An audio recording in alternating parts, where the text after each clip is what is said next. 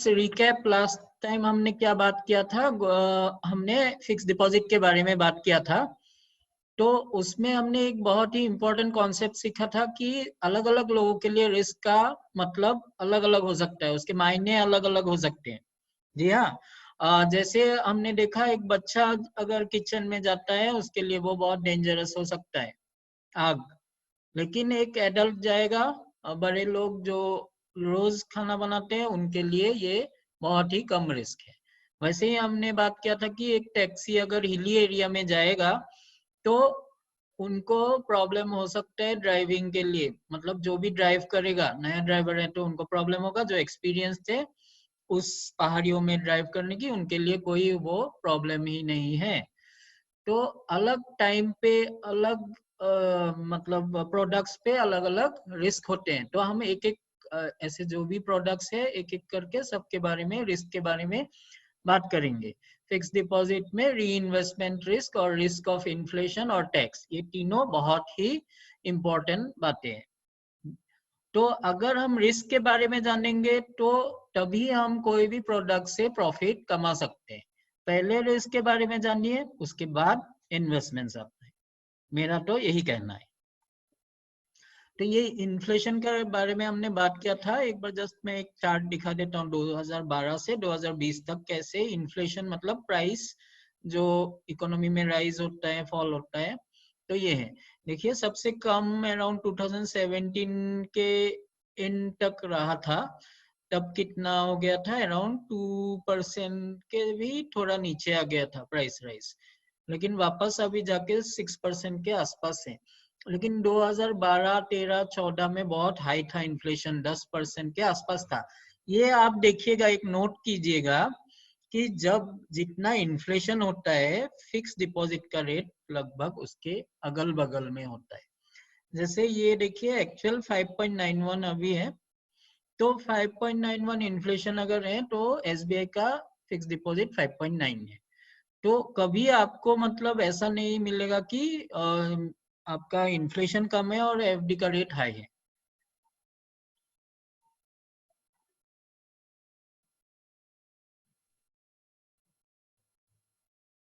आइए तो गोल्ड के बारे में बात कर लेते हैं। तो जैसे ये आप टाइप करके आंसर दे सकते हैं। कल भी हमने पूछा था, यहीं से प्रॉब्लम हुआ था नेट का, तो दोबारा पूछने की जरूरत नहीं है। गोल्ड और गोल्ड ज्वेलरी में इन्वेस्ट करना। गोल्ड ज्वेलरी तो ऑब्वियसली लेडीज लोग खरीदते हैं शादियों में, जेंट्स भी लेते हैं, लेकिन लेडीज को ज्यादा पसंद है। और एज ए गोल्ड बिस्किट या फिर गोल्ड बार्स जो बैंक में मिलते हैं उसको इन्वेस्टमेंट के तौर पे रखना सही है या मतलब कैसा है वो देखने की कोशिश करेंगे। तो आप लोगों ने बोला था कि हाँ गोल्ड तो होना चाहिए, गोल्ड बहुत अच्छा इन्वेस्टमेंट है। सच में अच्छा है, कब अच्छा है वो इस प्रोग्राम में हम देख लेंगे। तो आज मैंने ये क्वेश्चन रखा है, आप मन में सोच लीजिए इसके बारे में, क्योंकि नहीं तो टाइम थोड़ा हमारे पास भी कम है। तो 2013 और 14 दो ईयर मैंने आपको दिया है, किस साल में आप इन्वेस्ट करना पसंद करेंगे। इसको आप क्या कीजिए, अपने मन में सोच लीजिए कि 2013 में आपको इन्वेस्टमेंट करना है कि 2014 में। क्योंकि ये मैं किस लिए मतलब पूछ रहा हूँ वो आप अगले स्लाइड में देखेंगे, राइट। और जैसे मैंने बोला गोल्ड ज्वेलरी वर्सेस गोल्ड के जो बार्स हैं, ये दो तरीके के फिजिकल इन्वेस्टमेंट्स हो सकते हैं गोल्ड में। तो थोड़ा सा हिस्ट्री जान लेना जरूरी है गोल्ड के बारे में समझने के लिए। तो गोल्ड पहले क्या था, जैसे आज का नोट है, पैसा है, वैसे ही पहले गोल्ड को ही पैसा माना जाता था। और उसका प्रचलन कब कम हुआ, 1930s में गोल्ड एज ए करेंसी बंद हो गया, ठीक है। फिर गोल्ड स्टैंडर्ड मतलब गोल्ड के जितना गोल्ड बैंक के पास रहता था, रिजर्व बैंक के पास, उतना ही वो नोट प्रिंट करते थे। तो वैसे अमेरिका ने ये खत्म किया 1971 में। उनका भी जो रिजर्व बैंक के टाइप से जो फेड बोलते हैं, फेडरल बैंक, तो उन्होंने ये 1971 में खत्म कर दिया। वो अभी बोलते हैं कि जो करेंसी नोट जब आप देखेंगे ना उस पे लिखा है आई प्रॉमिस टू पे, ठीक है, ये नहीं है नोट मतलब आपका पैसा एक्चुअली में नहीं है ये, क्योंकि सब लोग हम गवर्नमेंट को मानते हैं इसीलिए वो करेंसी नोट को मानते हैं, और लोगों ने भी मान लिया है करके वो करेंसी नोट का अदरवाइज कोई वैल्यू नहीं है।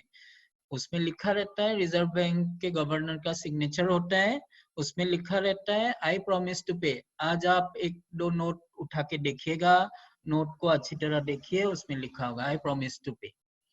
तो कल को बोल भी सकता है जैसे डिमोनेटाइजेशन पे हुआ कि I will not give you the money, ठीक है, 500,000 नोट गए। तो ये एक्सपीरियंस हम लोगों का हो चुका है कि उसमें आई प्रॉमिस टू पे लिखा रहता है। ओके, और एक चीज जान लेते हैं, गोल्ड ज्वेलरी जो मैंने बताया ना कि गोल्ड ज्वेलरी में इन्वेस्ट करना कैसा है, तो इंडिया में ऑब्वियसली लोग ज्यादा यूज करते हैं ज्वेलरी, चाइना में भी बहुत यूज होता है, लेकिन चाइना का पॉपुलेशन हमारे से ज्यादा है, तो उसमें मतलब फिर भी लगभग हम दोनों कंट्रीज सिमिलर टाइप मतलब ज्यादा यूज करते हैं ज्वेलरी। लेकिन यूएस में देखिए, वहां तो लोगों के पास इनकम बहुत है, बहुत खरीद सकते हैं, लेकिन कितना है 190, ये टन में कंजम्पशन है 2013 में। टन मतलब एक टन इज 100 केजीज, राइट। तो चाइना का ये आपका कंजम्पशन है 1120 और इंडिया का 974 टन्स।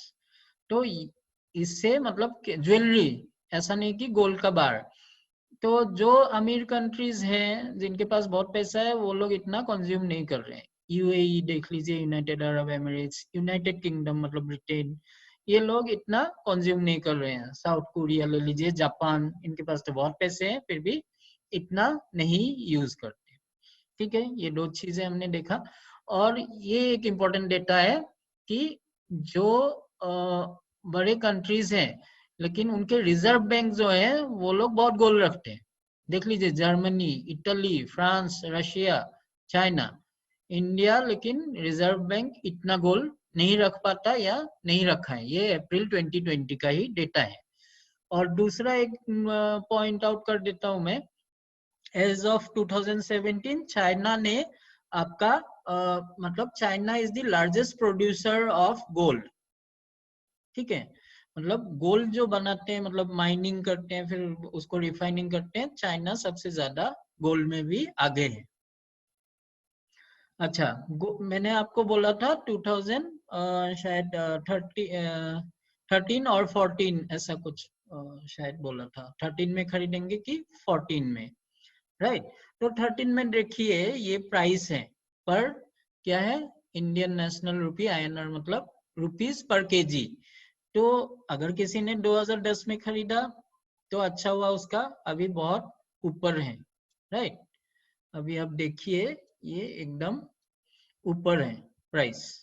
क्यों? क्योंकि अभी जब गोल्ड का प्राइस कब बढ़ता है, जब आपका कोई भी दुनिया में कुछ भी प्रॉब्लम हो तभी गोल्ड का प्राइस बहुत इंक्रीज होता है।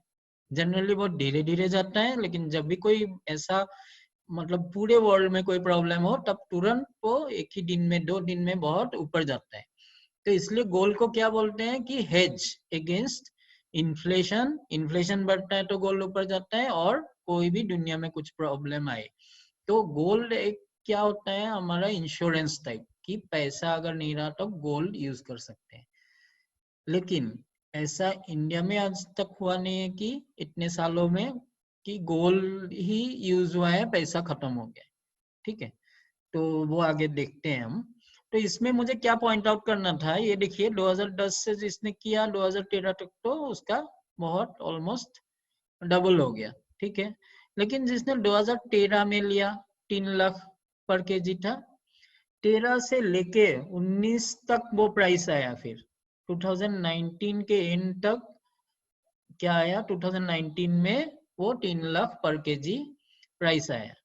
तो इतने दिन में 2013 में उसने खरीदा, 2016 में क्या हाल हुआ उसका देखिए, निगेटिव में 2,40,000, कितना परसेंटेज गया, 20% डाउन टिल 2016, 3 साल में 20% कम उसका, कोई गेन नहीं। फिर 2016 से अभी ऊपर गया है। तो गोल्ड ऐसा चीज है कि आपको कभी 10 साल भी सेम सिमिलर रेट पे रहेगा, कभी 10 साल तक कम रहेगा, कभी 10 साल ऊपर रहेगा। तो ये बहुत वॉलेटाइल प्रोडक्ट है, गोल्ड में ही ज्यादा इन्वेस्टमेंट करना इसलिए बहुत ही मतलब सोच समझ के, उसका तरीका होता है कैसे इन्वेस्ट करना है वो आगे देखते हैं। आई होप सबको आवाज आ रही है, एक बार चैट में यस टाइप करके दे दीजिए तो मुझे भी आगे बढ़ने में सहूलियत होगी।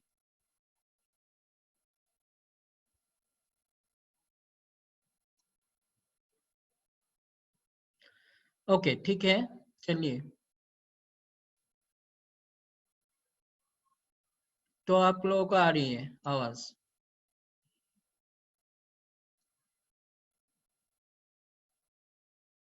ठीक है, तो आगे बढ़ते हैं। तो ये है इंटरनेशनल गोल्ड का प्राइस, ठीक है, ये यूएस डॉलर में है। ऑफ कोर्स इससे थोड़ा चार्ट को हमको अच्छा बनाना था, इसको एक टेक्निकल चीज होता है वो मैं ढूंढ नहीं पाया हूँ अभी तुरंत, लेकिन आप इसको देख के एक चीज देख लीजिए कि 2000 से करीब प्राइस धीरे धीरे करके बढ़ रहा है। करीब 2008 में अचानक से जो प्रॉब्लम हुआ था तब ऊपर गया था, फिर नीचे आ गया था 2009 में, फिर 9 से एकदम 2011 और 11 तक ऊपर गया। फिर 2012 के बाद से धीरे धीरे धीरे धीरे कम होना शुरू हुआ, ऑलमोस्ट 2017 तक कम था। फिर 17 से ये है इंटरनेशनल प्राइस ऑफ गोल्ड अभी भी टॉप पे नहीं है। टॉप कब था? 2011-12 में ही टॉप पे था इंटरनेशनली, ठीक है। इंडिया में क्या है वो देखते हैं। इंडिया में तो देख लिया, इंडिया में हाई है। उसका मतलब क्यों इंडिया में हाई है और वर्ल्ड में अभी तक पूरा हाई नहीं हुआ है? इसका मीनिंग ये है कि जो गोल्ड होता है ना उसका प्राइस डिटरमाइन होता है इंटरनेशनल प्राइस से ही, और वो एक्सचेंज रेट जो होता है यूएस डॉलर और इंडियन करेंसी का, उसके हिसाब से मल्टीप्लाई होके इंडियन करेंसी में कन्वर्टेड होता है गोल्ड का प्राइस। अभी इंडियन करेंसी जब फॉल करता है ना तो गोल्ड का प्राइस इंक्रीज हो जाता है। तो इंडियन करेंसी अभी यूएस के अगेंस्ट फॉल हो रहा है बिकॉज ऑफ दी कोविड या कोरोना वायरस का जो क्राइसिस है। तो सारे पैसे यूएस में जा रहे हैं अभी, क्योंकि लोग जब भी कुछ प्रॉब्लम होता है तो यूएस की तरफ ही भागते हैं, सारे बाकी कंट्रीज से पैसा उठा के वहां भागते हैं, ठीक है। तो अभी एक चीज हम नोट करते हैं, अगर गोल्ड कितना अच्छा है इन्वेस्टमेंट के हिसाब से।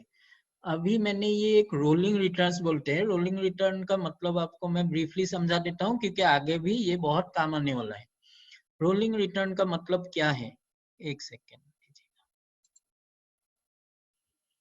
ठीक है। मैं आपको हाईलाइट करके दिखा देता हूँ।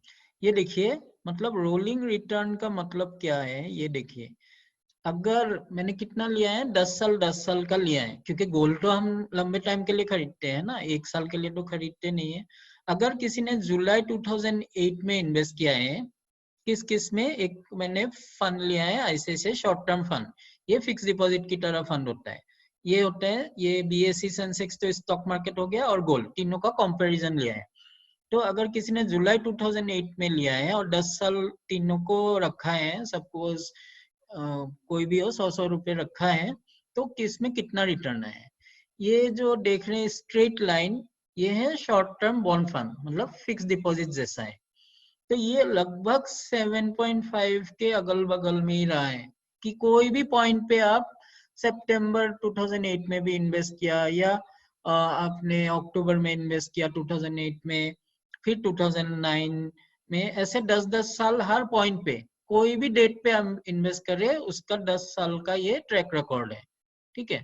तो इसमें क्या मालूम हुआ कि ये कोई इसका ऊपर नीचे ज्यादा होता ही नहीं 10 साल में। तो 7.5 7.8 या तो 7 या 8 ऐसे ही जा रहे हैं 10 साल में। तो ये स्टेडी है एकदम। लेकिन गोल्ड का ये है, देखिए येलो वाला, ये ऊपर नीचे हो रहा है, ऊपर नीचे ऊपर नीचे ऊपर नीचे ऊपर नीचे। लेकिन एक बात नोट कीजिए, 10 साल के लिए किसी ने रखा है ना, बहुत ज्यादा नहीं, देखिए ये भी 7%, 7.5, 8%, 9%, फिर 7%, फिर 6 पॉइंट कुछ भी हुआ है। कब हुआ है? अगर ले लीजिए आपका ये ले लीजिए आपका 2019 में, मतलब 2009 से 19 में जिसने इन्वेस्ट किया, 2009 में जिसने इन्वेस्ट किया, उसको गोल्ड 10 साल अगर उसने रखा है तो उसको बहुत कम रिटर्न्स मिल रहा है। उसी दौरान देखिए स्टॉक मार्केट्स ऑलमोस्ट हाई पे था 2019 में। अगर 2009 में किसी ने इन्वेस्ट किया था तो ये हाई पे था। तो एक चीज आप नोट कीजिएगा, जब भी गोल्ड लो पे होता है जनरली स्टॉक मार्केट बहुत हाई पे होता है, और जब गोल्ड बहुत हाई पे होता है स्टॉक मार्केट नीचे होता है। तो ये तो देखिए स्टेडी रिटर्न गोल्ड दे रहा है, कभी भी बहुत ज्यादा नहीं दिया है 10 साल में। इवन ये तो बहुत कम आ गया था 6% के आसपास। तो अभी जाके ये लास्ट 10 इयर्स जो है अप्रैल 2010 टू अप्रैल 2020, गोल्ड अभी सबसे ज्यादा इस दौरान रिटर्न्स दिया। फिर भी आप देखिए 10% के आसपास ही है 10 साल में। हर साल का ये रिटर्न बोल रहा हूँ जो परसेंटेज है। तो ये ऐसा नहीं कि गोल्ड ने 30% दिया है। स्टॉक मार्केट देखिए सबसे हाईएस्ट रिटर्न किस पीरियड में दिया है? 2009 से 2019 में 17% पर ईयर। ठीक है। और स्टॉक मार्केट इस दौरान बहुत ज्यादा वॉलेटाइल रहा है, ऊपर फिर एकदम नीचे अभी आ गया है। और ये हो गया आपका गोल्ड। गोल्ड गया है मैक्सिमम रिटर्न कितना दिया है? 10% 10 साल के पीरियड में, कोई भी 10 साल के पीरियड में, बिगिनिंग फ्रॉम 2008। ठीक है। तो गोल्ड अभी 10% दिया है, और इक्विटी मार्केट्स अभी के अभी अराउंड 7.5 दिया है ये लास्ट 10 ईयर्स में। ठीक है। इसमें डिविडेंड ऑफ कोर्स नहीं है। डिविडेंड एक चीज होता है, जब इक्विटीज में बात करेंगे तो और थोड़ा ये ऊपर आ जाएगा फिर। लेकिन फिक्स डिपॉजिट किसके लिए यूजफुल है हमने लास्ट टाइम बात किया था, राइट। होपफुली ये चार्ट बहुत इंपॉर्टेंट है, ये क्लियर हो गया होगा। दूसरा हमने एक चीज और यूज किया है यहाँ पे। अगर हमने लास्ट टाइम क्या लिया था? फिक्स डिपॉजिट वाला एक फंड लिया था। अभी ये इक्विटी और फिक्स डिपॉजिट दोनों को मिला के हैं ये जो लाइन है ऊपर का। ओके, मैं मार्कर ले लेता हूँ तो आपको सहूलियत होगी। ठीक है। ये देखिए ये जो लाइन है ये एक ऐसा फंड है जिसमें इक्विटी भी है और डेट भी है 70-30 ऐसे रेशियो में। तो इसका कोई भी पीरियड में देखिए ये हमेशा स्टॉक मार्केट जो सेंसेक्स रिटर्न दिया उससे भी ऊपर है। 10 साल का ये भी है, सेम पीरियड मैंने लिया है। और ये जाके अभी कम हुआ है क्योंकि मार्केट गिरा है, फिर भी ये गोल्ड से हर 10 साल में 2008 से आपका ज्यादा ही रिटर्न दे रहा है, राइट। ये कभी भी एक बार दोनों सेम हुआ था ये पीरियड में, अप्रोक्सीमेटली 6 महीने पहले। मतलब आपका ले लीजिए जनवरी 2010 से जनवरी 2020 तक अगर किसी ने इन्वेस्ट किया ये गोल्ड और ये फंड में, तो दोनों का रिटर्न ऑलमोस्ट सेम आया, राइट।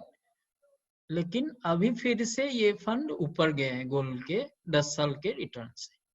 तो एक्चुअली हमको हमेशा ऐसे ही कंपेयर करना चाहिए जो भी हम इन्वेस्टमेंट करेंगे।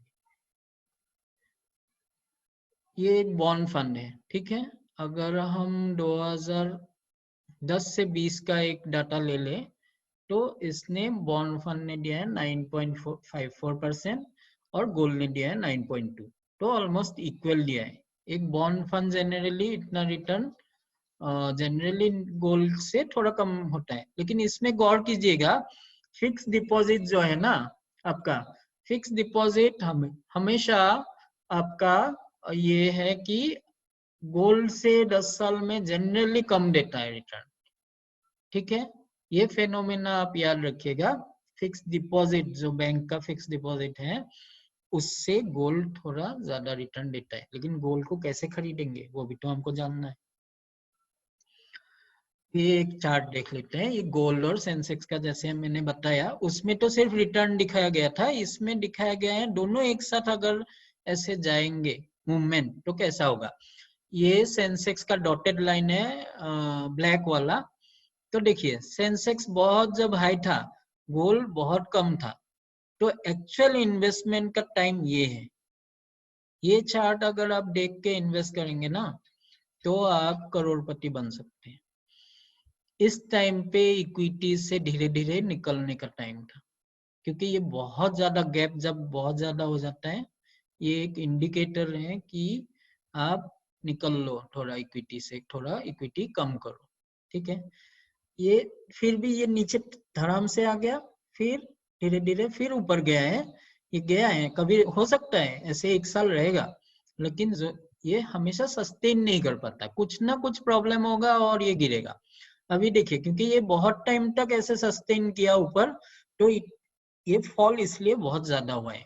अगर ये धीरे धीरे यहीं पे रहता ना, फॉल भी धीरे यहाँ तक होता। और गोल्ड देखिए, यहाँ से बहुत टाइम तक ये लो पे था करके यहाँ से तुरंत ये भागना शुरू किया और अभी ये यहाँ तक गया है। लेकिन अभी क्या करना है हमको, गोल्ड इतना ऊपर गया है, जो शेयर मार्केट है बहुत नीचे है, तो हमको उल्टा हमेशा सोचना है। जो कम में मिलता है उसको खरीदो, जो ज्यादा होता है उसको बेचो। ये सिंपल फंडा आप इन्वेस्टमेंट का हमेशा याद रखिए। जैसे कल को आपको बहुत जरूरत है आलू की, और बाजार में गए, आपने देखा 2 किलो आलू 25 रुपए में मिल रहा है और 3 किलो 30 रुपए में, तो आप 3 किलो उठा के लाएंगे। वैसे ही आज स्टॉक मार्केट में मान लीजिए आलू का भाव 10 रुपए 5 रुपए, ऐसा ही समझ लीजिए। तो स्टॉक में आज इन्वेस्ट करने का टाइम है और गोल्ड से निकलने का टाइम है धीरे धीरे, अगर किसी का गोल्ड में इन्वेस्टमेंट है तो। क्योंकि आज अच्छा प्राइस मिलने वाला है गोल्ड का आपको, 44,000 45,000 के अगल बगल में घूम रहा है अभी। तो ये फ्यूचर प्रेडिक्शन है, गोल्ड कम होने वाला है। इस पर ये बहुत बड़ा साइट है tradeeconomics.com करके, ये दिखाता है कि अगले 12 महीने में गोल्ड नीचे जाने वाला है। ठीक है, तो गोल्ड का प्राइस इतना बढ़ेगा नहीं।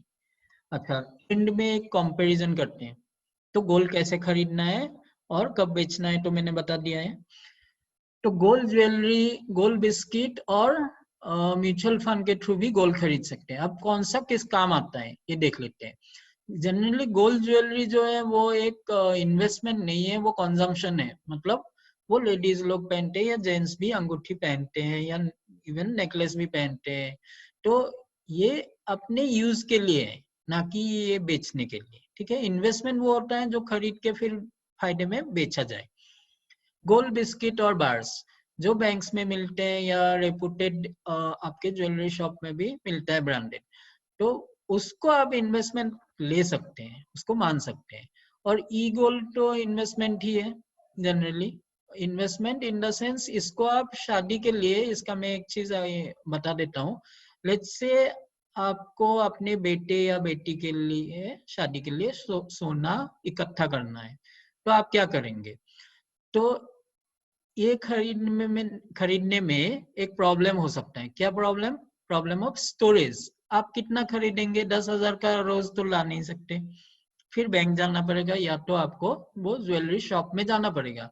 तो आप क्या करेंगे उस टाइम पे? ठीक है, तो आप क्या करेंगे कि इसको रखने के लिए या तो बैंक में लॉकर खरीदो। ठीक है, लॉकर खोलो, तो ये रिकरिंग एक्सपेंस है। फिर इकट्ठा करते करते जाके फिर इसको गला के आपको ज्वेलरी बनाना पड़ेगा अगर शादी के लिए चाहिए तो। लेकिन इसमें कोई प्रॉब्लम नहीं है। आप शायद 500 रुपए का भी होगा, 1,000 रुपए पर मंथ से भी ये इसमें छोटे छोटे अमाउंट से इसको ये कर सकते हैं इन्वेस्टमेंट।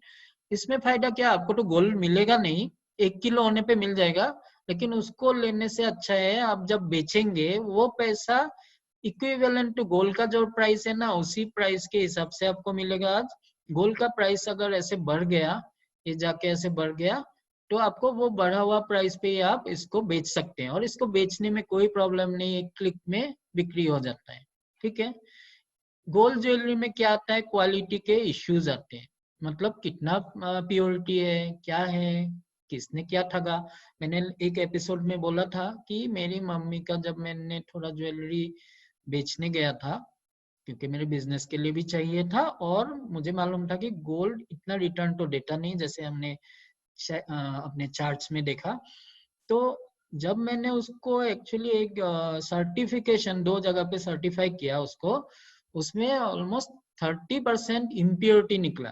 तो देखिए जितना ज्वेलर मतलब जो ज्वेलरी शॉप वाला है उसने तो उनको मतलब क्वालिटी है करके बेचा था, लेकिन अभी कितना उसमें नुकसान हुआ। इसमें क्वालिटी अच्छा होता है गोल्ड बिस्किट बैंक से, वो एक चीज है। और ई गोल्ड में तो क्वालिटी का जो म्यूचुअल फंड के गोल्ड स्कीम्स है उसमें कोई क्वालिटी का इश्यू ही नहीं है, राइट। इसमें हाई अमाउंट चाहिए आपको खरीदने के लिए गोल्ड ज्वेलरी, इसमें थोड़ा रिलेटिवली कम होता है, हो सकते हैं 10,000 में आपको मिलेगा। इसमें तो मैंने जैसे बोला 500 से भी शुरू होता है। और मैंने बोल दिया कि इसमें लिक्विडेशन मतलब बेचने का कोई प्रॉब्लम नहीं है। आपके पास 2 लाख रुपए का गोल्ड जमा हो गया, आपको 1 लाख ही चाहिए तो 1 लाख बेच दीजिए। लेकिन इसमें एक प्रॉब्लम आता है, लेकिन ये गोल्ड आप एक चीज के लिए यूज कर सकते हैं। लास्ट टाइम किसी ने क्वेश्चन किया था, ये गोल्ड लोन मिलता है गोल्ड ज्वेलरी पे, और वो बैंक से कम मतलब इंटरेस्ट पे मिलता है, और शॉर्ट टर्म के लिए आप यूज कर सकते हैं इंस्टेड ऑफ पर्सनल लोन। वो एक काम होता है गोल्ड ज्वेलरी का। तो ठीक है, अभी हमारा तो ये हो गया है। मैं सबको अनम्यूट कर देता हूँ, किसी को कोई भी क्वेश्चन है तो प्लीज आप पूछ लीजिए। होपफुली सबको समझ में आ गया होगा आज का प्रेजेंटेशन, कैसा लगा बोलिएगा, टाइप करके भी हमको बता सकते हैं। अच्छा लगा सर। ओके, तो कोई भी क्वेरी है आप लोगों की, किसी का भी नहीं क्वेश्चन? सर। ठीक है, समझ में नहीं आ सर, गया। नहीं सर। ठीक है, ओके, तो ठीक